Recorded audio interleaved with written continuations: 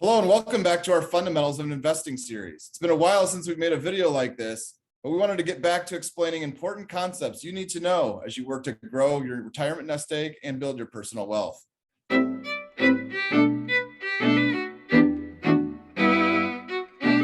I'm Brian Dress, Director of Research here at Left Brain, joined by our CEO and Chief Investment Officer, Noland Langford. Thanks for joining us. It's great to be here and excited to be talking IRAs and 401ks. We're here today to talk about retirement accounts. As Nolan said, there are a number of different options with different eligibility requirements and contribution limits. Today, we're speaking about two of the most commonly used retirement accounts. That's IRAs, individual retirement accounts, and 401ks. We're going to try to just define terms for you all and help you understand what your eligibility requirements are, contribution limits, and all of that, and the differences between the two. So we'll start with the first question, Nolan, which is, what's an IRA? What's the eligibility and what are the contribution limits? IRA, it stands for Individual Retirement Account. It's an account that allows savers to put money away on a tax-deferred basis for most IRAs. Money goes in pre-tax. It grows on a deferred basis, meaning that savers do not pay income taxes on the growth per year, only at withdrawal. 59 and a half of the current age that you can withdraw without penalty. Contribution limits, $6,000 per year. If you're lucky enough to be over age 50, like myself, you can contribute another $1,000 per year for a total contribution of $7,000 per year. Excellent. And there are actually a couple of different types of IRAs, but we're not going to cover that in today's video, but look for a future video where we do cover those nuances.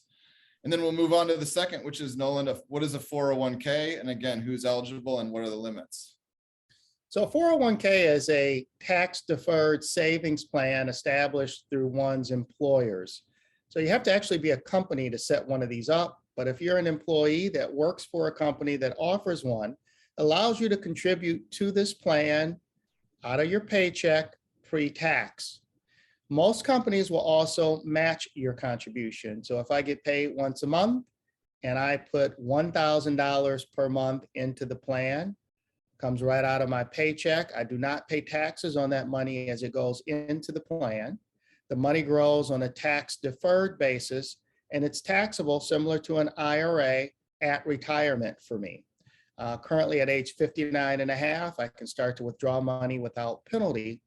And for every 1,000 in my example that I put in, most companies offer a match.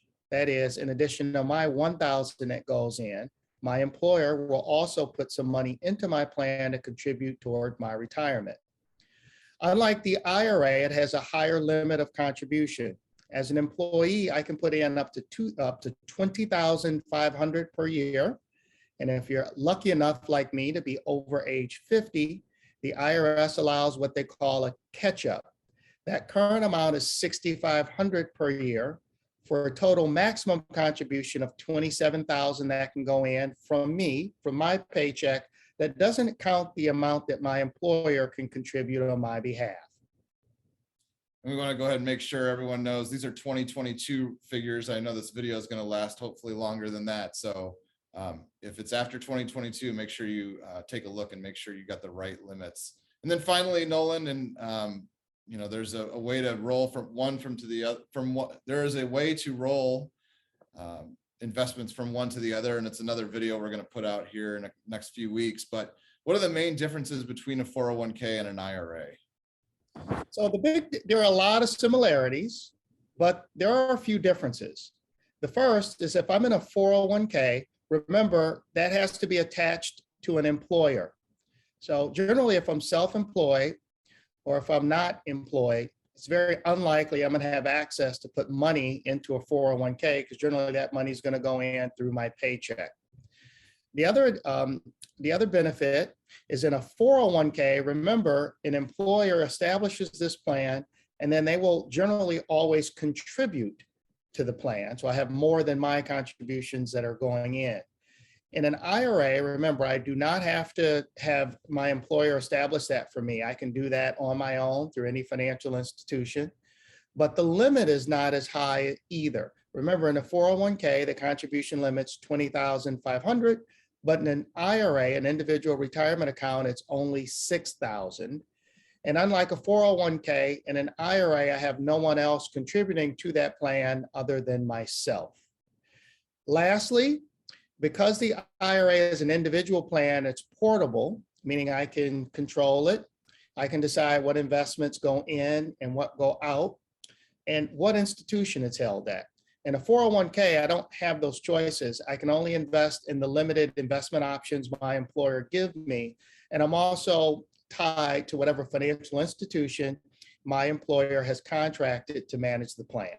Well, thank you for explaining all those differences in the 401k and the IRA. Again, look for future videos in the series of fundamentals in investing. We'll tell you more about what you can do with a 401k when you change jobs. Look for that video coming up in the future. But until then, join us again next time.